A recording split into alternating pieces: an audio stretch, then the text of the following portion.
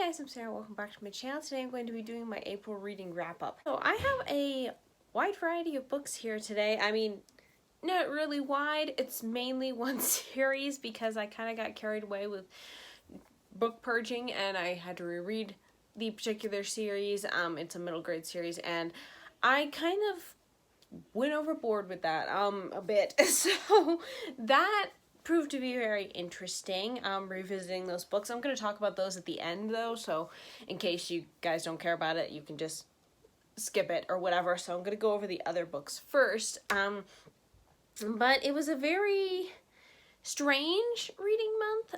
I liked some of the books I read. Other ones, mostly in that one series I was reading, I was just fine with or really excessively irritated with.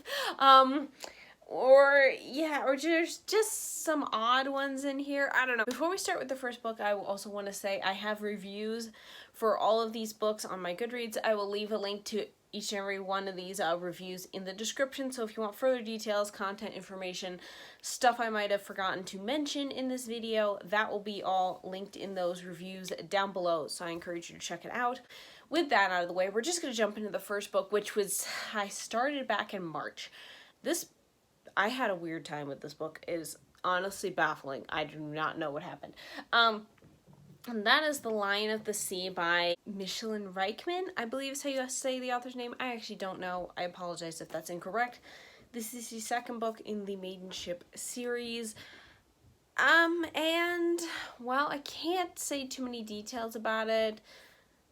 Prior to events of the way it ended in the Maidenship, our main character Dane and the rest of the crew of the Maidenship, they're back on the seas and they're looking for the magical people, which are called the Adept, I believe is what they're called. They're looking for them, but things kind of go awry, and Dane and our other main character, who is Sable, they get separated and things go from there. I had an interesting time with this book. For one thing, it was the weird reading schedule. I think it mainly started because I was trying to read that ebook plus other physical books at the same time, and I figured out I'm in a mood right now where I can't read more than 2 books at one time, and at that point I was trying to read 3, so it wasn't working for me.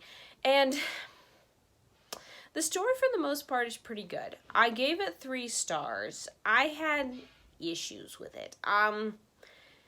The main overall plot between what Dane and Sable were going through, that was well written and done fine.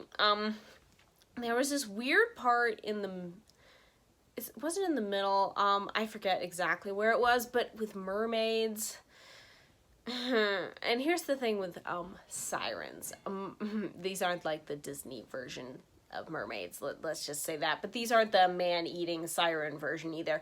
But these mermaids have like a magical lore, however you say that word, because I can't talk today. But anyways, so yeah, of course I do a video today because I can't talk today. It doesn't matter.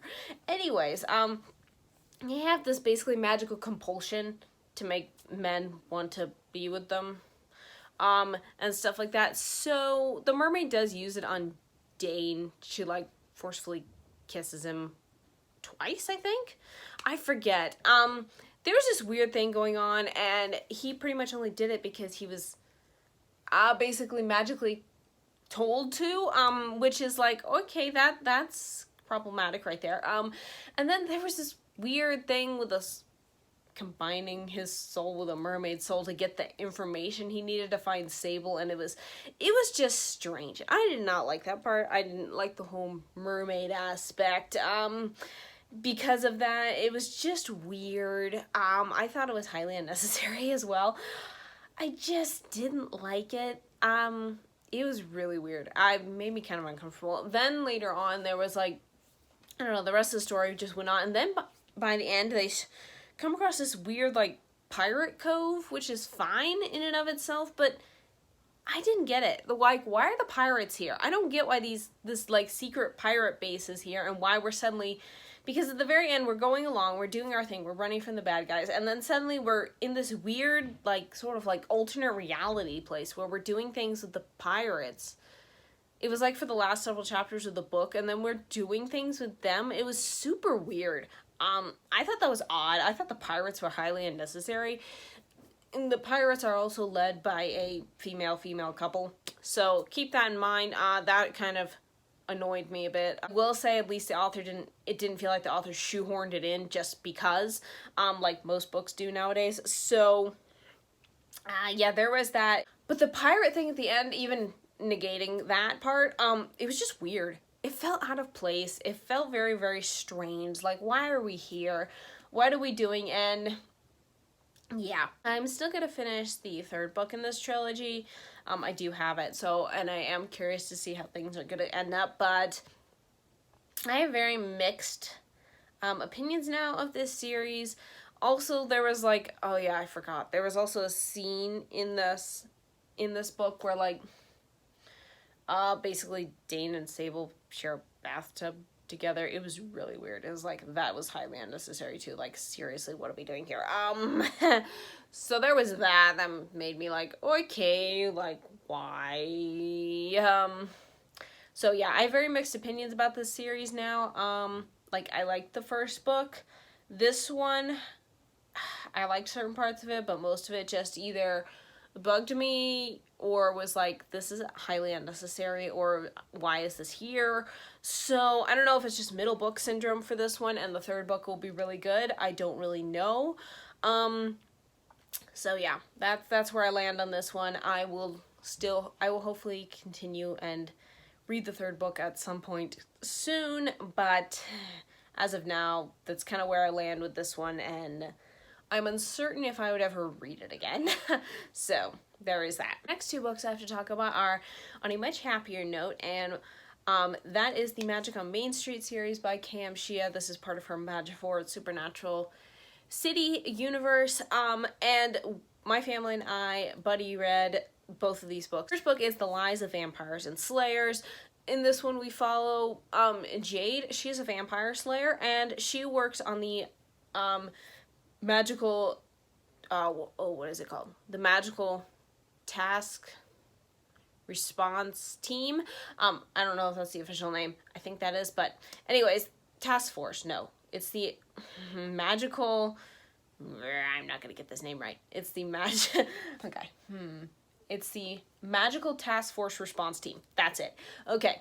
It's basically this is a combination of urban fantasy and like a cop show drama, because basically what this team is, they are like the magical law enforcement. So Jade works there, and she has social anxiety, so it makes her really hard to connect with her teammates or anybody else in her apartment building. Outside of her next door neighbor, who is a vampire named Connor. And they get along really well, but she still has issues at work and stuff. And also there's this strange case going on of like these wizards are doing weird things, and then there's like this dragon shifter that is coming to town, and it's like, what's going on there? Also then, on top of all that, this really powerful elder vampire named Considine has basically taken up residence in downtown area, and his pleasure in the evenings is to beat up on Jade, which is like really fun, because vampires and vampire slayers obviously don't get along, because vampire slayers are like the supernatural equivalent of like assassins for vampires. So yeah, so you know, they don't get along very well, and yeah, there is that. There's several mysteries going around and cases that Jade is trying to solve, along with just keeping up her friendship with Connor and trying to make friends with other people, and things go from there. I can't say too much about this, obviously, but I feel like if I say much more than that too, I'm gonna spoil things, because there's a lot of interweaving plot lines and stuff like that. I also thought I'd point this out, that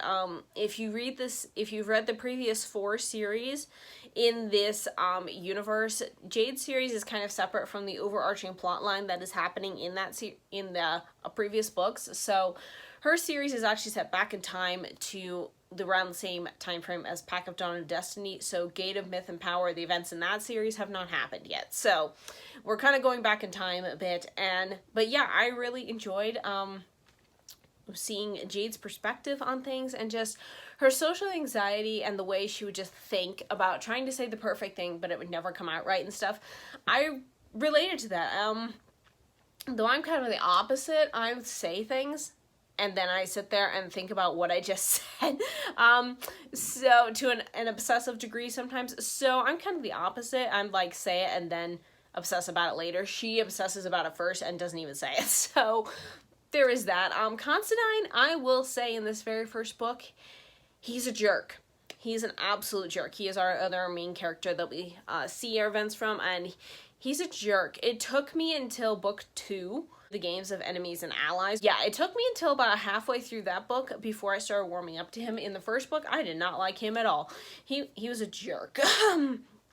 So yeah, I can't say much about The Games of Enemies and Allies because that would be total spoilers for the first book, but I really like this one as well, and we just continue the investigations that Jade is on with more focus on a wizard house who seems to be helping humans, even though it's kind of strange because they don't really like humans, so it's a little weird that they're going out of their way to help them.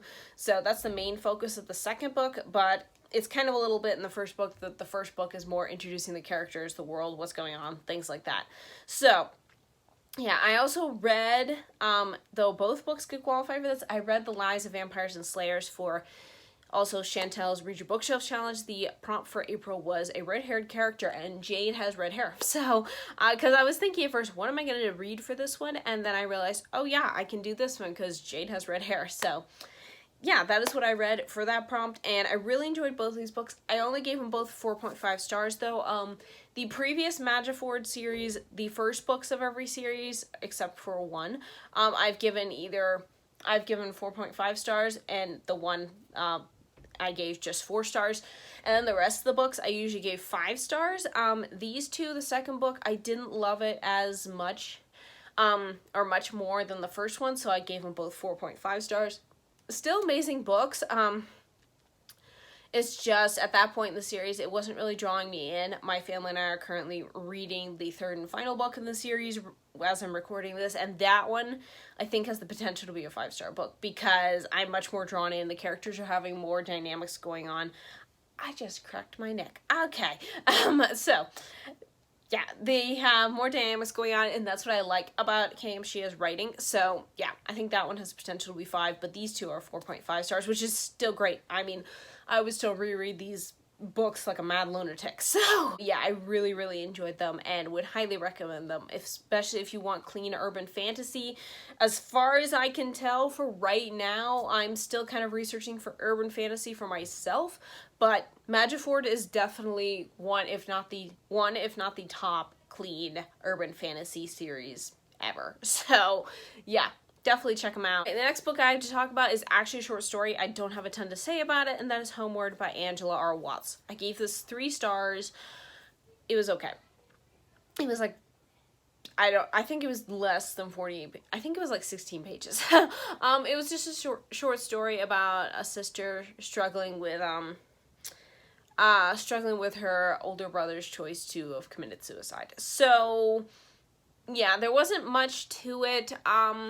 Most of the time those types of stories get to me, but this one really didn't. I didn't really feel very connected with it on an emotional level.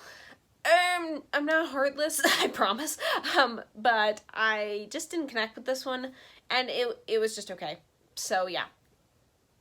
I really have nothing else to say about it. Next book I have to talk about is A Solstice of Fire and Light by Angela R. Watts. This is a Christian fantasy romance. I almost said that wrong again.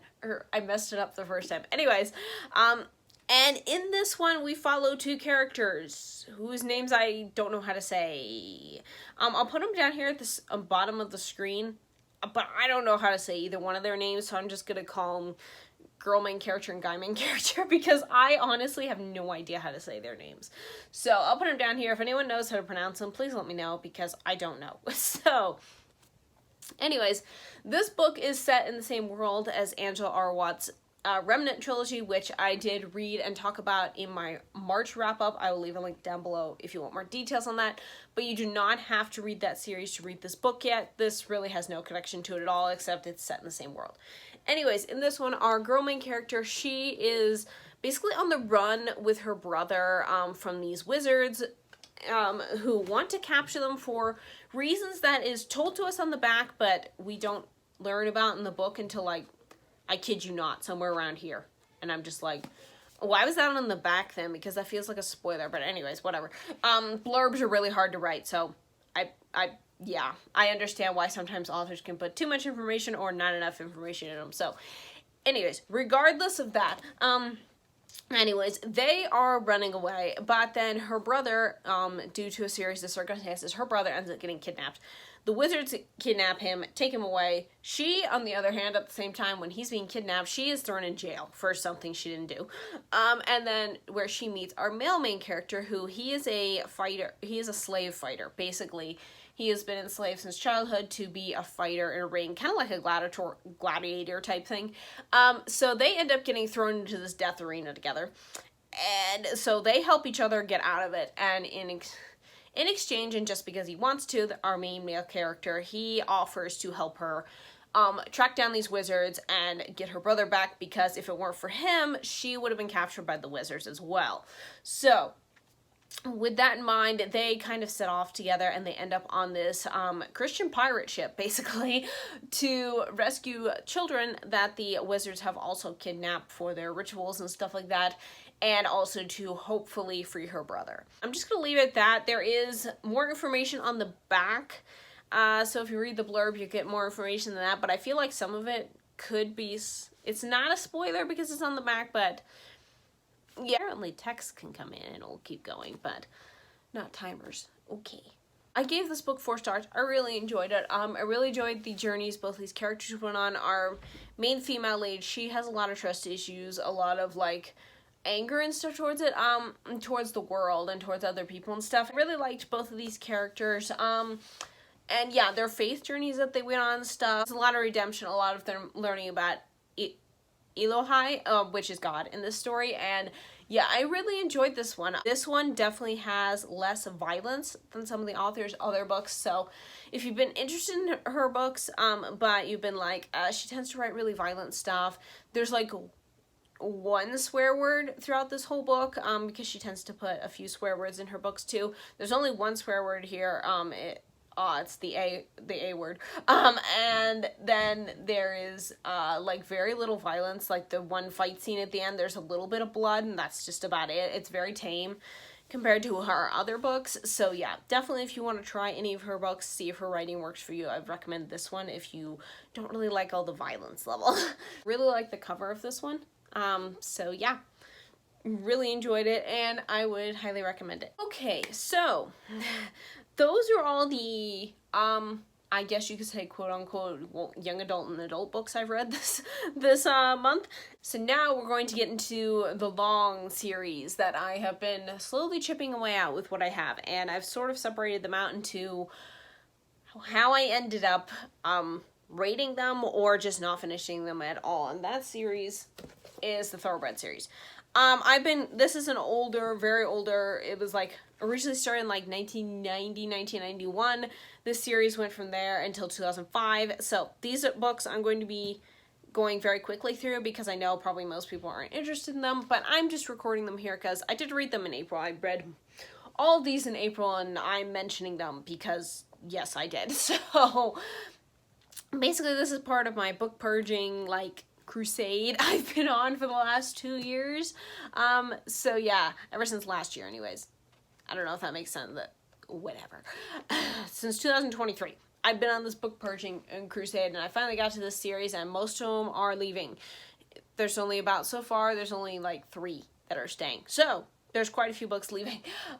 Anyways, so I'm not going to go into great depth on these. You can see my reviews if you want further thoughts on them, but anyways, in that case, we're gonna start from the lowest rated ones and go to the highest rated ones. And the first lowest rated ones are DNFs.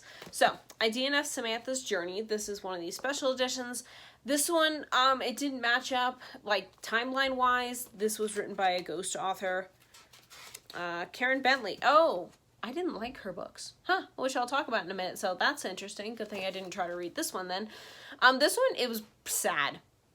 totally sad. I couldn't handle sad books at the time I read this, so I was just like, nope, goodbye. I'm not reading it. So DNF that one. Then I DNF'd Shining's Orphan, which is book 12 in the series. This, I DNF'd this for a stupid romantic thing that was popped up, because I've read these books before when I was younger, and a girl's name showed up in here at the main character Samantha's boyfriend's stable, and I was like, hold up, I think I remember this, and it was some weird romantic thing that turned out to be nothing, and turned out to just try to break these two apart and be really stupid, and nobody communicates, and it's really dumb and shouldn't even be there. And yep, I was exactly right, because then I flipped through this book and I was like, that's exactly what happens. I ain't reading that, so I DNF'd it. And the next book I DNF'd was book 15, Glors Triumph. This is the very first book that started being written by ghostwriters, and this one was written by Karen Bentley as well, and this was weird. This was like a fever dream. That is how I describe it. It literally doesn't match up. The writing style of this author does not match up with the original author, Joanna Campbell's writing style, which she wrote the first 14 books. It was weird. It was super weird, and it was like they used almost like magic to cure the horse of like a spooking problem that he didn't have in the previous 2 books. So it's like, okay, why does he suddenly have this problem? It was super weird. It was just weird. I didn't like it one bit. So I DNF'd that one.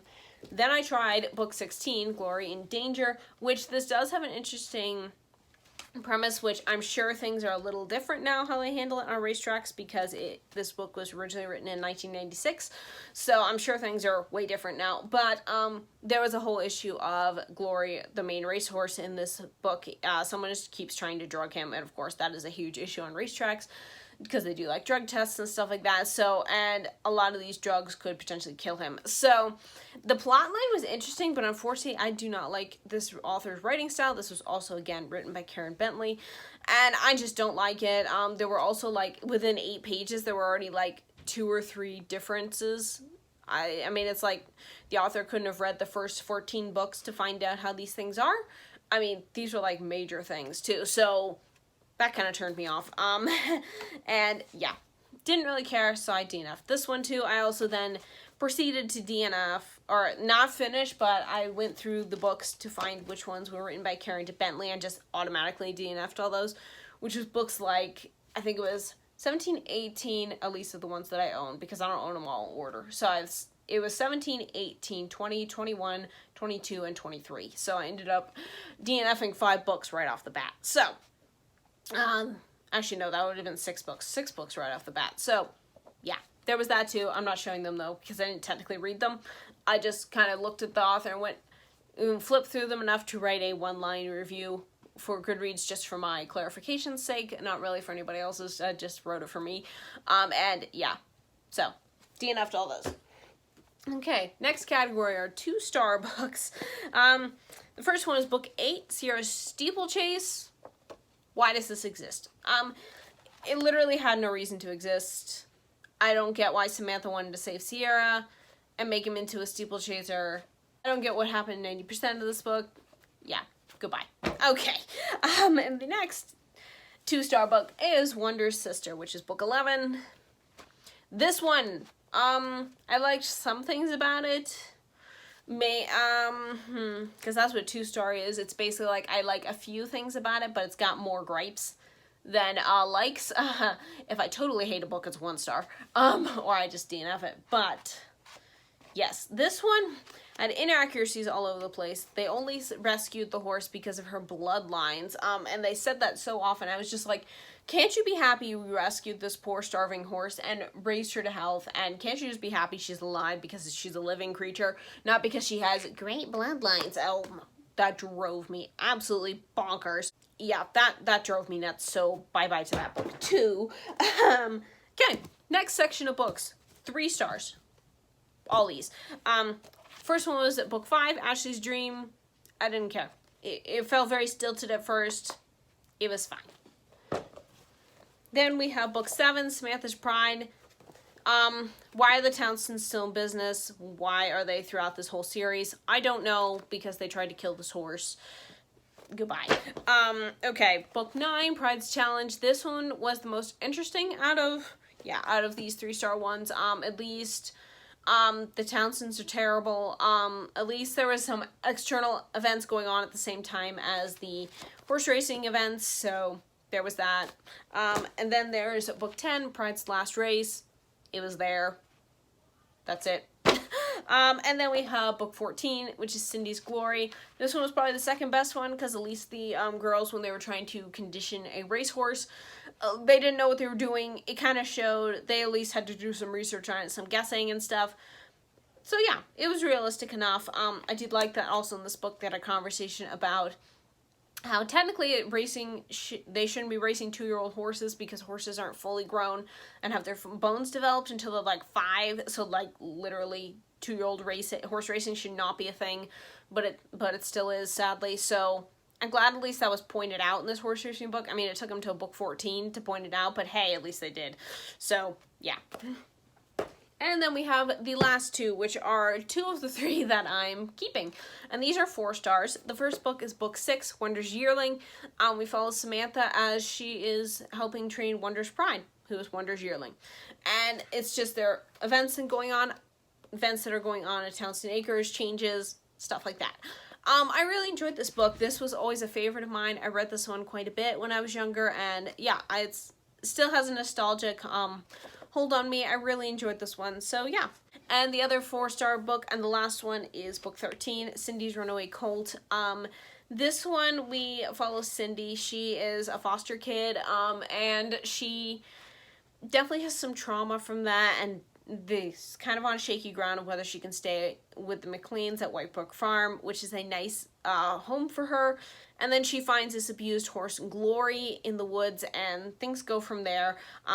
So yeah, I really liked the depiction of Cindy's like internal turmoil from being a foster kid, from being moved around a lot and stuff. And even though the fostering in here is negatively portrayed with the social workers and stuff like that, I know not all foster families are like that, but I have a pretty good idea a lot of foster families are, and social workers are like they are portraying in this book, and that is just sad. So yeah, do enjoy that one. I read this one a lot when I was a kid as well. That is it. Those are all the books I read in April. I know it's probably by the time I'm editing this, it's going to be a little bit shorter than normal, but I hope you guys enjoyed all my talking about these books and my rants and stuff.